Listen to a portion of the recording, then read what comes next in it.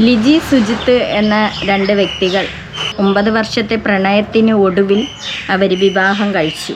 ഒരുപാട് ചാനലുകളിൽ ഫ്ലവേഴ്സ് 1 കോടി എന്ന ചാനലിലും അല്ലാതെയൊക്കെയുള്ള TV ഷോകളിലൊക്കെ ഇവരെ വിളിക്കാറുണ്ട്. ഇവർ രണ്ടുപേരും പോവാറുമുണ്ട്.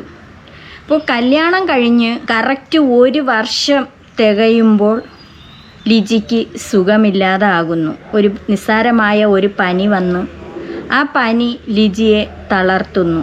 അതിൽ നിന്നും ഉയർത്തെഴുന്നേറ്റ് കൊണ്ടുവരുന്ന ഒരു സുജിത്തിനെയാണ് നമ്മൾ കാണുന്നത്. ദൈവത്തിൻ്റെ കരങ്ങൾ എന്ന് വേണം പറയാൻ ഈ ഒരു ഭർത്താവ്. അത്രയ്ക്കും ഭാര്യയെ സ്നേഹിക്കുന്ന ഒരു ഭർത്താവ്, ജനങ്ങൾക്ക് മാതൃകയായ ഒരു മനുഷ്യൻ.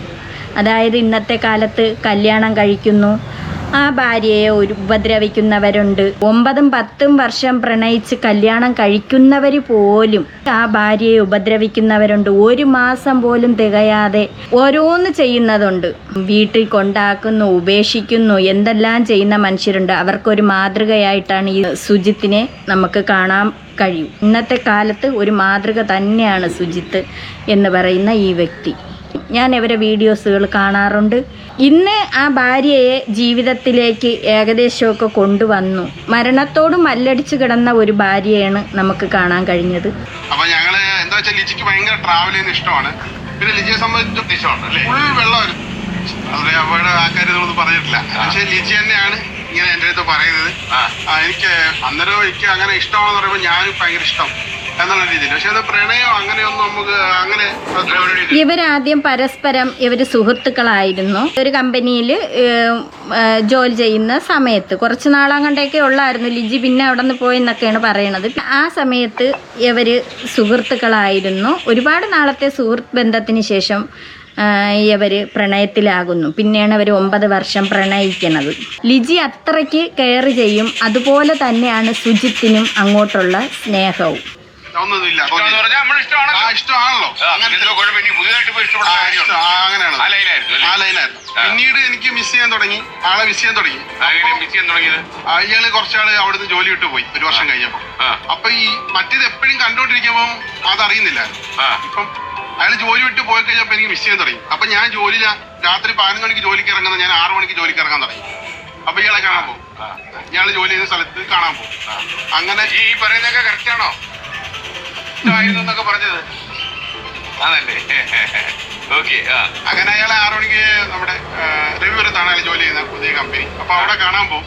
കാണാൻ പോയിട്ട് അപ്പൊ ജോലിയുടെ ഒരു ടൈം അങ്ങ് കുറഞ്ഞ് അങ്ങനെ വന്നിട്ട് എനിക്ക് ആ ജോലി പിന്നീട് വിടേണ്ടി വന്നു. കുറച്ച് കാലൊക്കെ എനിക്ക് ഇയാളുടെ കൂടെ അങ്ങനെ ആയപ്പോൾ സെറ്റായി. അപ്പൊ ഇയാൾക്ക് വേറെ ജോലിയും കാര്യങ്ങളൊക്കെ ഉണ്ടായിരുന്നു. അങ്ങനെ അവിടെയാണ് ഞങ്ങൾ പ്രണയം സ്റ്റാർട്ട് ചെയ്യുന്നത്. എനിക്ക് ഭയങ്കരമായിട്ട് മിസ് ചെയ്യുന്നുണ്ടായിരുന്നു ആളെ. അപ്പൊ ഈ ബോർഡിംഗ് സ്കൂളിലായതുകൊണ്ട് നമ്മൾ എങ്ങനെയാ ഈ പ്രണയം അവതരിപ്പിച്ചത്? ഞാൻ നിന്നെ പ്രേമിക്കുന്നു മാൻകിട എന്നൊക്കെ പാടിയോ? അങ്ങനെയല്ല, ശരിക്കും ലൈഫിൽ അങ്ങനെയല്ലല്ലോ. ലിജിക്ക് നമ്മള് കാഷ്വലി ടോക്കിന് ഇടയ്ക്ക് ഫോണിൽ വിളിക്കുന്ന സമയത്ത് രാത്രിയിലൊക്കെ ഫോൺ ചെയ്യല്ലോ അത്യാവശ്യം. അപ്പൊ എന്നൊന്നും ഫോൺ ചെയ്യില്ലായിരുന്നു ആ സമയത്തൊന്നും. മെസ്സേജ് അയക്കുമ്പോൾ ഉറങ്ങും. അന്നൊക്കെ മെസ്സേജ് 100 SMS ഒക്കെ അതൊക്കെ വെച്ചിട്ട് യൂസ് ചെയ്യുന്ന സമയങ്ങളായിരുന്നു. പിന്നീട് വാട്സപ്പിലൊക്കെ. അപ്പം അങ്ങനെ ഇരുന്ന സമയത്താണ് ഇയാള് എനിക്ക് കല്യാണം കഴിക്കാം. ഞാൻ അങ്ങോട്ടും പറഞ്ഞു നമുക്ക് കല്യാണം കഴിക്കാന്നുള്ളൊരു ധാരണയിലെത്തി. അപ്പൊ എനിക്ക് ഇയാളെ മിസ് ചെയ്യുന്നുണ്ടെന്ന് എനിക്ക് ഇയാൾ പറയാനും പറ്റില്ല. എന്റെ ഈഗോ എന്തൊക്കെ പ്രശ്നങ്ങൾ അനുവദിക്കുന്നില്ല. താന്ന് കൊടുക്കണോന്നൊക്കെ പ്രശ്നങ്ങളെ റിയലായിട്ട് പറഞ്ഞ അങ്ങനെയാണ് പ്രശ്നം. അപ്പൊ ഞാൻ ആദ്യം പറഞ്ഞാലോ. അപ്പൊ അയാൾ പറഞ്ഞപ്പോ ഞാനത് അക്സെപ്റ്റ് ചെയ്തു. എനിക്ക് ഇഷ്ടമാണ് എന്നുള്ള രീതിയിലെ. പിന്നെ കടുത്ത പ്രണയം ആ രീതിയിലേക്ക് പോയി. പിന്നെ എക്സ്പ്രസ് ചെയ്യാനും അത് നമ്മുടെ പ്രണയം ഷെയർ ചെയ്യാനും ഒക്കെ നമുക്ക് പറ്റിയ അത് ഇന്റർകാസ്റ്റ് മാരേജ് ആണ്. പ്രണയം എത്ര കാലം പോയി? പ്രണയം 9 കൊല്ലം പ്രണയിച്ചു. 9 കൊല്ലം പ്രണയിച്ചു, 9 കൊല്ലം ജീവിച്ചു എന്ന് വേണമെങ്കിലും പറയാം. കാരണം അത്രയും കെയർഫുൾ ആയിട്ട് എന്റെ കാര്യങ്ങൾ നോക്കി. ഞാൻ എറണാകുളത്ത് ജോലിയില്ലാതെ പട്ടിണിയുടെ സമയത്ത് എന്റെ ഭക്ഷണ കാര്യങ്ങളും അതാണ് എറണാകുളത്ത് ഈ സുജിത്ത് അന്നൊക്കെ ഫുഡിനൊക്കെ ഒരുപാട് ബുദ്ധിമുട്ടുന്ന സമയമായിരുന്നു. അപ്പോൾ സുജിത്തിന് സങ്കടം ഉണ്ടായ കാര്യം പറയുന്നതിൽ അപ്പോഴീ ലിജിയുടെ വീട്ടിൽ നിന്ന് സുജിത്തിനായിട്ട് ഫുഡ് കൊണ്ടുവന്ന് കൊടുക്കുമായിരുന്നു. പിന്നെ ഈ പ്രണയം സുജിത്ത് വീട്ടിൽ പറഞ്ഞപ്പോൾ അമ്മയ്ക്കും അച്ഛനും ഒക്കെ ഭയങ്കര അവർക്കൊന്നും പ്രശ്നമൊന്നുമില്ല. പിന്നെ അതിനുശേഷം ലിജി വീട്ടിൽ പറഞ്ഞപ്പോൾ ലിജിയുടെ വീട്ടുകാർക്കും കുഴപ്പമില്ല. പിന്നെ കുടുംബക്കാരങ്ങനെയാണ് അങ്ങനെയായിരുന്നു. കല്യാണം കഴിച്ചതിന് ശേഷം ഇവർ ടൂറ് പോയി. കല്യാണം കഴിഞ്ഞ് 1 വർഷമായപ്പോൾ ലിജിക്ക് ഇത് സംഭവിക്കണത്. പനി വന്നു. അപ്പോൾ തലവേദന, മൈഗ്രെയിൻ്റെ പ്രശ്നം അങ്ങനെയൊക്കെ ഉണ്ടായിരുന്നു. അപ്പോൾ മൈഗ്രെയിൻ ആണെന്ന് വിചാരിച്ചു. അപ്പോൾ ഒരു വശം തളർന്നതായിട്ടും ടൂറ് പോയി അവർ എവിടെ അങ്ങോട്ട് റൂം എടുത്ത് അങ്ങനെയൊക്കെ താമസിക്കുന്ന സമയത്താണ് ഇത് സംഭവിക്കണത്. അങ്ങനെയാണ് ഹോസ്പിറ്റലിലാക്കണത്. ഹോസ്പിറ്റലിലാക്കിയതിന് ശേഷവും ഈ മനുഷ്യൻ, ഈ സുജിത്ത് ഒരുപാട് കഷ്ടപ്പെട്ടു. ഭാര്യ കിടപ്പായെങ്കിലും ആ ഭാര്യയെ കൈവെടിഞ്ഞില്ല. പൊന്നുപോലെ നോക്കി. അതിൽ ലിജിയുടെ കാര്യങ്ങളൊന്നും ചെയ്യാൻ പറ്റുന്നില്ല. ലിജിക്ക് ഒരു കിടപ്പായി, പിന്നെ സംസാരിക്കുന്നില്ല, അങ്ങനെയൊക്കെ ഉള്ളൊരവസ്ഥയിലായി. എഴുതിച്ച് നടക്കാൻ പറ്റുന്നില്ല. ഈ മനുഷ്യൻ തന്നെ എല്ലാ കാര്യങ്ങളും ചെയ്തു. അതുപോലെ തന്നെ ആ അമ്മാവിയമ്മ സമ്മതിച്ചു കൊടുക്കണം.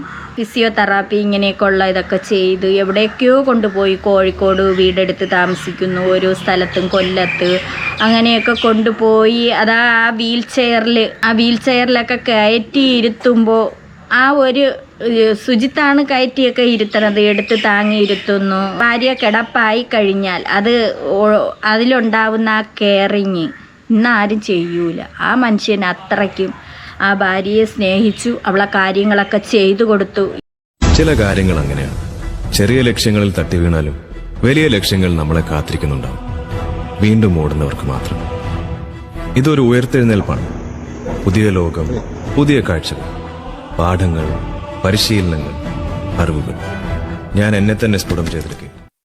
സുജിത്ത് എന്തൊക്കെ ആ ഭാര്യയ്ക്ക് ചെയ്തു കൊടുക്കാൻ പറ്റുമോ അതെല്ലാം ചെയ്തു കൊടുത്ത് ആ ഭാര്യയെ ജീവിതത്തിലേക്ക് തിരിച്ചു കൊണ്ടുവരണം എന്ന് മനസ്സിൽ വിചാരിച്ചു. അതാണ് ദൈവാനുഗ്രഹം കൊണ്ട് ആ ഭാര്യയെ ഇന്ന് ജീവിതത്തിലേക്ക് കൈപിടിച്ചുയർത്തി. പക്ഷേ അവൾക്ക് പിന്നെ സംസാരിക്കാൻ കഴിയും. അതുപോലെ പിച്ച വെച്ച് നടക്കുന്ന രീതിക്കായി ഫിസിയോതെറാപ്പിയൊക്കെ ചെയ്ത് കൈയൊക്കെ നല്ലതുപോലെ അനങ്ങുന്ന രീതിക്ക്. അപ്പോൾ വീട്ടിലെ ഇച്ചിരി ചെറിയ ജോലികളൊക്കെ ചെയ്തു തുടങ്ങി. രാവിലെ ഒരു ജോലിയിലാണ്ടോ, നല്ല വെടിപ്പും വൃത്തിയുമായിട്ട് ജോലി ചെയ്യുന്നുണ്ടോ വിജയെ? എന്താണ്ട് ഇത്? കത്തിരിക്ക വഴുതനങ്ങ. കത്തിരിക്ക എന്നെന്താ പറയില്ലേ പറയും. ലിജി അമ്മയുടെ ഇത് അമ്മ അരിഞ്ഞോണ്ടിരുന്നേ, വാങ്ങിയിട്ട് ഞാൻ അരിഞ്ഞു തരാന്ന് പറഞ്ഞിട്ട്. അതാണ് പറയണത്. മുമ്പ് ഇത് സുഖമില്ലാതായപ്പോൾ സംസാരിക്കുകയും ചെയ്യാത്ത ലിജിയെ സുജിത്തും അമ്മയും എല്ലാവരും കൂടെ ചേർന്ന് ആ ലിജിയെ ഇത്രത്തോളം ആക്കിയെടുക്കണമെങ്കിൽ അത്രയ്ക്കും കഷ്ടപ്പെട്ടു. ഇന്നത്തെ കാലത്ത് ഭാര്യമാരെയൊക്കെ ഉപദ്രവിക്കുന്ന ഭർത്താക്കന്മാരോട് ഇത് കണ്ട് പഠിക്കണം. അതാണ് ഒരു ദുശ്ശീലങ്ങളോ ഒന്നുമില്ലാത്ത ഒരു പാവ മനുഷ്യനായ സുജിത്ത്.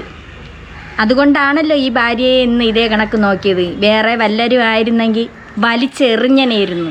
നീ പോടീന്നും പറഞ്ഞ് വലിച്ചെറിഞ്ഞന. ഇന്ന് അസുഖങ്ങളില്ലാതിരുന്നിട്ട് പോലും വലിച്ചെറിയുന്നു. എന്തോ അളവുണ്ട്, ഇങ്ങനെ അരിയണം. വലുതായിട്ട് അരിഞ്ഞ ലിജി. അതുകൊണ്ട് എത്ര ലിജി അരിഞ്ഞ എങ്ങനെയാ അമ്മ അരിഞ്ഞത് കേട്ടോ. ഞാൻ അരിഞ്ഞത് നോക്കട്ടെ. ഇത് അമ്മ വലുതായിട്ട് അരിഞ്ഞ കേട്ടോ. ലിജിയെ കുഞ്ഞായിട്ട് അരി കേട്ടോ, ചെറുതായിട്ട് ഇങ്ങനെ അരിയണം. ലിജി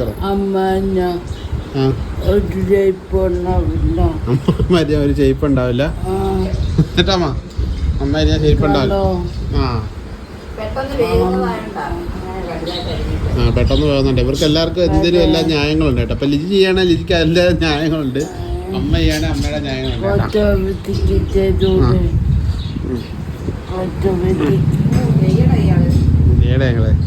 ഇയാളെ ചെയ്യുന്ന കറക്റ്റ്. ആ ഒരു പെർഫെക്ഷൻ ഓഫ് കട്ടിങ് ഉണ്ട. പിന്നെ അല്ല ആരാ ഇരിക്കുന്ന പറഞ്ഞ ഭയങ്കര സ്നേഹമാണ്. ഇങ്ങനെ തന്നെ ആയിരിക്കട്ടെ, ജീവിതകാലം മുഴുവനും ഇങ്ങനെ തന്നെ ആയിരിക്കട്ടെ. ഇത്രത്തോളം ഇങ്ങനെ ആക്കി കൊണ്ടുവരണമെങ്കിൽ. കൊച്ച് ഞാനും ചെറുതായിട്ടത് പിണങ്ങിയിരിക്കട്ടെ. അപ്പോൾ ഒന്ന് ഹാപ്പി ആക്കുന്ന ഒരു ട്രിക്ക് ആണ് കേട്ടോ. ഈ വീഡിയോ ലിജി കണ്ടിട്ടില്ലെന്ന് എനിക്ക് തോന്നുന്നു. കണ്ടിട്ടുണ്ടെങ്കിൽ എനിക്ക് ഭയങ്കര കുസൃതികളാണ്. പിണങ്ങും, പക്ഷേ പെട്ടെന്ന് സുജിത്ത് ചിരിപ്പിക്കും. പിണങ്ങി അങ്ങനെ ഇരിക്കാൻ പറ്റൂല. അപ്പോഴേ തന്നെ ലിജി അങ്ങ് ചിരിക്കുകയാണ്. എന്തെങ്കിലുമൊക്കെ കോലങ്ങളൊക്കെ കാണിച്ച് ലിജിയെ ചിരിപ്പിക്കും. അതുപോലെ തന്നെ എവിടെ പോയാലും ലിജിയെ കൊണ്ടുപോകും. ട്രെയിൻ യാത്ര ചെയ്തപ്പോൾ പോലും ആ ട്രെയിനിൽ പോലും ആ വീൽ ചെയർ കയറ്റി ആ ഭാര്യയെ കൊണ്ടുപോയി ആ ഭർത്താവ്. എവിടെ പോയാലും അവളെ സന്തോഷമാണ് സുജിത്തിന് വലുത്. പണി പാളിപ്പോവും.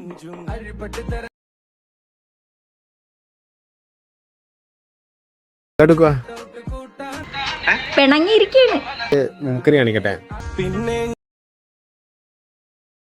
അയ്യോ, പിണങ്ങിയത് പിണങ്ങി ഇരുന്നിട്ട് പെട്ടെന്ന് അങ്ങ് മിമിക്രി കാണിക്കട്ടെ എന്ന് വെച്ചപ്പോ ചിരിച്ചു. അത്രേ ഉള്ളു. വീറും പാവം.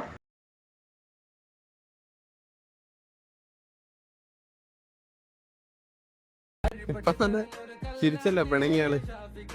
പിണക്കമാണെ പിണക്കമായിട്ടിരിക്കണം കേട്ടോ. ഇനി വാ, മിമിക്രി കാണിച്ചു തരാം. കിളിയുടെ സൗണ്ട് എടുക്കട്ടെ. കണ്ടിട്ടുണ്ടോ നീ കിളിയുടെ സൗണ്ട് എടുക്കണേ? എനിക്ക് കണ്ടിട്ടില്ല കേട്ടോ. കണ്ടെടുക്കാൻ പോകണ്ട.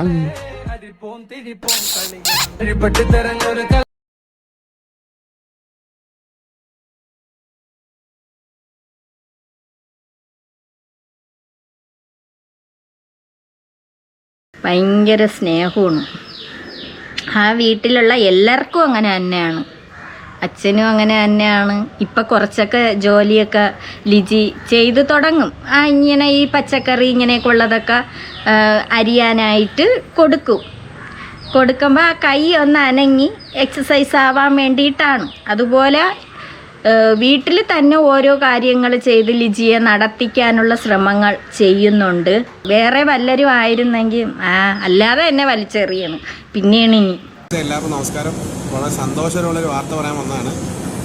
ഞാൻ ലിജിയുടെ ഹോസ്പിറ്റലിൽ വന്നതാണ്. ലിജിയുടെ ട്യൂബ് മാറ്റുന്ന കാര്യത്തിനെ ടെസ്റ്റ് ചെയ്യാൻ വേണ്ടി. ഇത് അന്ന് സുഖമില്ലാതായ സമയത്തുള്ള ഇതാണ്. മൂക്കിൽ കൂടെയൊക്കെ ട്യൂബ്, അങ്ങനെ ഈ ട്യൂബ് വഴിയൊക്കെ ആയിരുന്നു ലിജിക്ക് ജ്യൂസൊക്കെ അടിച്ച് അങ്ങനെയൊക്കെ ആഹാരങ്ങൾ കൊടുത്തോണ്ടിരുന്നത്. ഇങ്ങനെ തന്നെ ആവുമെന്ന് വിചാരിച്ചില്ല. അതാ സുജിത്തിൻ്റെ ആ വീട്ടുകാരുടെ ഒരു ഇതാണ്. അല്ലെങ്കിൽ ഇതിങ്ങനെയൊന്നും ആവില്ലായിരുന്നു. അപ്പോൾ ടെസ്റ്റൊക്കെ കഴിഞ്ഞു, ലിജി പാസ്സായി. അപ്പോൾ തൽക്കാലം ട്യൂബ് മാറ്റാൻ വേണ്ടി ഡോക്ടർ പറഞ്ഞിട്ടുണ്ട്. അപ്പോൾ ലിജിയാണ് സന്തോഷത്തിലാണ് അല്ലേ? ലിജിയാണ് സന്തോഷത്തിലാണ്. അപ്പോൾ ഉടനെ ട്യൂബ് മാറ്റും. അപ്പോൾ എല്ലാവർക്കും വളരെ വളരെ നന്ദി. എല്ലാവരുടെയും പ്രാർത്ഥനയും സ്നേഹവും സപ്പോർട്ടും എല്ലാത്തിനും വളരെ വളരെ നന്ദി. Big thanks. നീ സപ്പോർട്ട് പ്രതീക്ഷിക്കുന്നു. Thank you friends. അമ്മാവി കൊണ്ട് നടക്കുന്ന കാണണം. അതായത് സുജിത്തിൻ്റെ അമ്മ പൊന്നുപോലെയാണ് നോക്കണം. ലിജിയെ വിഷമിപ്പിക്കൂല.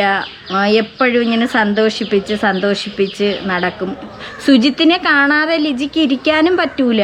സുജിത്തിനെ കാണുന്നത് വരെ ലിജിക്ക് ഭയങ്കര വിഷമമാണ്. അതുപോലെ ഒരുപാട് സ്ഥലത്ത് ഇങ്ങനെ കൊണ്ടുപോയി ഫിസിയോതെറാപ്പി ചെയ്തും അങ്ങനെയൊക്കെ ചെയ്ത് അവരെ കൊണ്ട് ഒക്കുന്ന കഴിവിൻ്റെ പരമാവധി അവർ ശ്രമിച്ചാണ് ഇങ്ങനെ ലിജിയെ ആക്കിയെടുത്തത്. എല്ലാവർക്കും നമസ്കാരം കേട്ടോ. അപ്പോൾ ലിജി കൊച്ചി വളരെ ശ്രദ്ധയോടെ കാണുന്നത് എൻ്റെ ലിജി പെണ്ണിൻ്റെ കല്യാണ വീഡിയോ ആണ്. അച്ഛനും അമ്മയ്ക്കൊക്കെ ദക്ഷിണ കൊടുത്തിട്ട് കല്യാണം തുടങ്ങുന്ന ഒരു സന്ദർഭമാണ് കേട്ടോ. അത് കണ്ടിട്ട് ലിജി കൊച്ചി വളരെ സന്തോഷത്തോടെ കണ്ടുകൊണ്ടിരിക്കുകയാണ്. അപ്പോൾ വളരെ സന്തോഷത്തോടെ ആ ഒരു ശ്രദ്ധയോടെ കാണുമ്പോൾ നമ്മൾ കരുതി ഈ കല്യാണ വീഡിയോകൾ ആദ്യമായിട്ടാണ് കാണുന്നതെന്ന്. എന്നാൽ അങ്ങനെയല്ല. ഒരു ദിവസത്തിൽ 4-5 തവണ ഈ കല്യാണ വീഡിയോ റിപ്പീറ്റ് കാണും. ഇത് കണ്ട് മടുത്തത് കാരണം അമ്മയും അച്ഛനും ഞങ്ങളും ആരും ആ സൈഡിലേക്ക് നോക്കാറില്ല. അപ്പോൾ ഇരുന്ന് കരയും. അത് കണ്ടിട്ട് അവള് സങ്കടം കൊണ്ടിരുന്ന് ഭയങ്കര കരച്ചിലാണ്. എല്ലാം അറിയാം. ആ വീഡിയോ കണ്ടിട്ട് കരയണതാണ്. ഉള്ളിനകത്ത് സന്തോഷവും വിഷമവും എല്ലാം കൂടെ കൊണ്ടാണ് അങ്ങനെ കരയണത്. ഇടയ്ക്ക് ചിരിക്കുന്നതിൻ്റെ കൂടെ ഇടയ്ക്ക് ഇതേപോലെ കരയെന്ന് വെച്ചാൽ നല്ല രീതിയിൽ ശബ്ദം ഉണ്ടായി കരയും. അപ്പോൾ ഇടയ്ക്ക് പാലും പഴമൊക്കെ കഴിക്കുന്ന ആ സീൻ വന്നപ്പോഴും ലിജിപ്പെട്ടിന് ഭയങ്കരമായ സന്തോഷമൊക്കെ വരുന്നുണ്ട്. അതിനുശേഷം വീണ്ടും കരച്ചിലാണ് കേട്ടോ. ഇവളെന്താണ് ഉള്ളിൽ ചിന്തിക്കുന്നോ മനസ്സിലാക്കുന്നൊന്നും ഞാൻ ചോദിക്കാറില്ല. കരയുന്നതിന് ചിരിക്കുന്നതിനും ഒക്കെ പ്രത്യേകം അവളുടേതായ കാരണങ്ങളുണ്ടാവും. അവളുടെ ഉള്ളിലെ റിയാക്ഷൻസും കാര്യങ്ങളൊക്കെ അവൾ തന്നെ പുറത്തേക്ക് കൊണ്ടുവരട്ടെ എന്ന് കരുതി ഞാനത് ശ്രദ്ധിക്കാറില്ല. അപ്പോൾ ഈ വിശേഷം നിങ്ങളോടത് പങ്കുവെക്കാമെന്ന് കരുതി. അത്രേ ഉള്ളൂ. ഒരുപാട് പണ്ടത്തെ കാര്യങ്ങൾ ഓർമ്മിച്ചിട്ട് വിഷമിച്ച് കരയുന്നതായിരിക്കാം. ചിലപ്പോൾ അത് സന്തോഷം കൊണ്ടും ആയിരിക്കാം. ഇതാണ് മനുഷ്യർ കണ്ടു പഠിക്കേണ്ട ഒരു കാര്യം. ഈ മനുഷ്യൻ തളർന്നില്ല. കുടുംബത്തിന് വേണ്ടിയും കുടുംബത്തിനെയും ഭാര്യയെയും ഒന്നുപോലെ സ്നേഹിച്ചു. ഒരു ദുശീലങ്ങളോ ഒന്നും ഇല്ലാത്ത ഒരു മനുഷ്യൻ. 9 വർഷത്തെ പ്രണയത്തിന് ശേഷം കല്യാണം കഴിച്ചെങ്കിലും ഒരു വീഴ്ചയെന്ന് വേണം പറയാൻ. അതായത് ഒരു പനി വന്നാണ് അതിങ്ങനെ ആയത്. അവൾ അങ്ങ് പോട്ടെ, അല്ലെങ്കിൽ അവൾക്കൊരു പനി വന്ന്, അല്ലെങ്കിൽ അവളെ ശരീരം തളർന്ന് അങ്ങ് വലിച്ചെറിയല്ല ചെയ്തത്. സുജിത്ത് കൊണ്ടുപോയി ലിജിയെ ഇത്രത്തോളമാക്കി അന്വേഷിച്ചു. അതുപോലെ തന്നെയാണ് ആ കുടുംബവും ചെയ്തത്. തിരിച്ച് ലിജി സുജിത്തിനെ സ്നേഹിക്കുന്ന ഒരു ഭാര്യയുമായിട്ട് നമുക്ക് കാണാനായിട്ട് കഴിയട്ടെ. ഇന്നും അങ്ങനെ തന്നെയാണ് ലിജി സ്നേഹിക്കുന്നത് എങ്കിലും പഴയതുപോലെ നടന്ന് അവർ സന്തോഷകരമായിട്ട് അവരെ കുടുംബജീവിതം മുന്നോട്ട് പോകുന്ന രീതിക്ക് നമുക്ക് കാണാൻ ഇട വരുത്തട്ടെ. ആ അമ്മായിയമ്മയുടെ സ്നേഹമൊക്കെ പറഞ്ഞറിയിക്കത്തില്ല, അത്രയ്ക്ക് സ്നേഹമാണ് ആ മരുമകളടുത്ത്.